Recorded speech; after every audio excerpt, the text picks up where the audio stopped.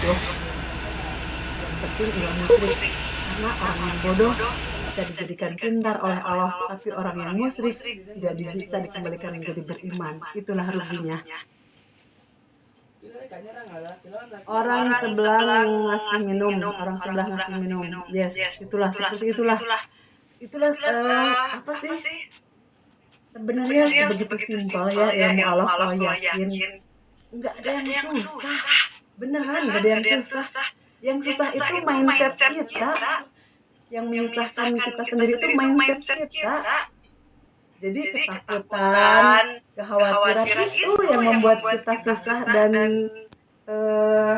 seperti tidak bereaksi energinya itu karena kekhawatiran itu, ketakutan itu sendiri. Izin undur Mbak, ngantuk nih. Oh iya, di jam berapa? Oh jam 1 ya? Jam 12 ya? Ya mangga ya Nek, makasih ya. Thank you. Sudah join, sudah apa ya? Sudah mensupport, sudah mengikuti. Thank you very much for your support.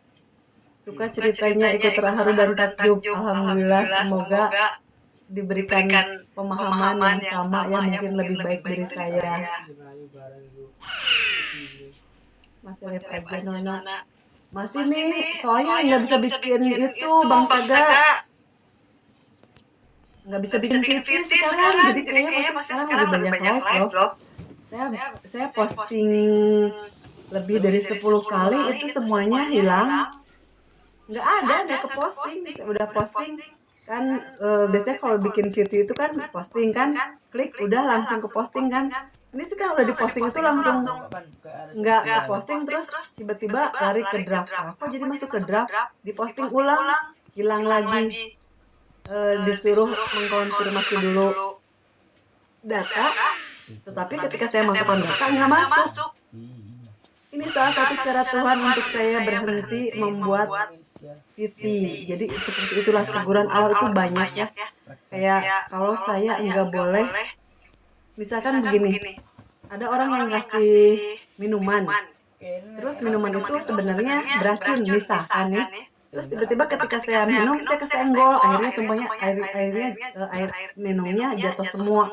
Nah, seperti itu. Jadi ketika saya membuat postingan terus berapa kali gagal, dilakukan berkali-kali gagal, berarti Tuhan tidak mengizinkan saya untuk membuat video-video TikTok lagi karena mungkin akan menyebabkan sesuatu yang mungkin tidak diinginkan.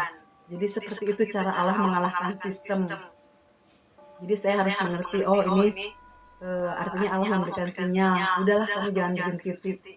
Sekarang coba di live aja.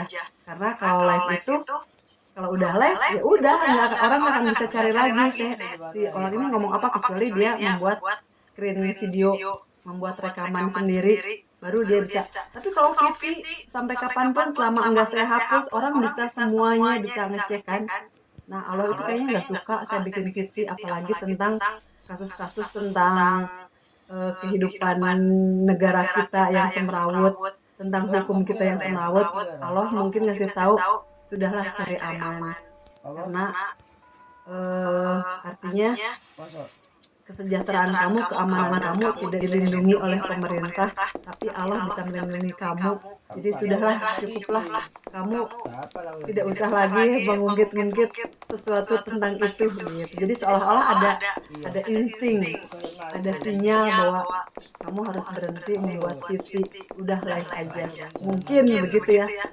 Yang saya pelajari sih, ketika Allah tidak mengizinkan saya untuk berbuat sesuatu, pasti ada halangan. Begitu sih, saya mengasumsikannya begitu. Karena dalam kehidupan selama puluhan tahun juga saya mengambil kesimpulan, ketika Tuhan tidak mengizinkan, itu pasti ada aja halangannya. Tetapi ketika Allah mengizinkan, apapun halangan itu akan hilang, tiba-tiba lancar. Itulah, seperti itulah. Inama amruhu idza arada syai'an ayyaqula lahu kun fayakun. Itu seperti itu. Ketika nggak boleh, semuanya tertutup. Ketika dibolehin, semuanya terbuka. Bahkan ada orang yang menghalangi pun celaka yang menghalanginya. Begitu. Jadi simpel lah intinya. Jadi kalau misalnya saya sekarang udah nggak bisa bikin VT, it's okay, no problem. Jadi makanya sekarang pasti dibanyakin live karena nggak bisa bikin feed. Kalau itu ada di diri kita sendiri karena kita yang menyatu dengan dia, di dalam ada dia. Kan memang ruh itu kan dari Allah, hati itu dari Allah, mau nggak mau ya kita ada unsur Allah lah. Iya, kalau kalau di Kristen mungkin Ruhul Kudus, padahal Ruhul Kudus itu ada di Al-Quran. Artinya ruh yang suci itu kan dari Tuhan. Jadi ruh itu suci, yang mengotori itu nafsu. Jadi sedulur papat kelima pancer. Nah yang si kelimanya itu sebenarnya jati diri kita. Nah yang sedulur papat itu yang menghancurkan kita sebenarnya. Jadi kita bisa nggak mengalahkan si yang empat itu? Kalau yang empat itu si nafsu itu udah kalah oleh kita, maka ya kita udah cuma satu jati diri kita yang sebenarnya.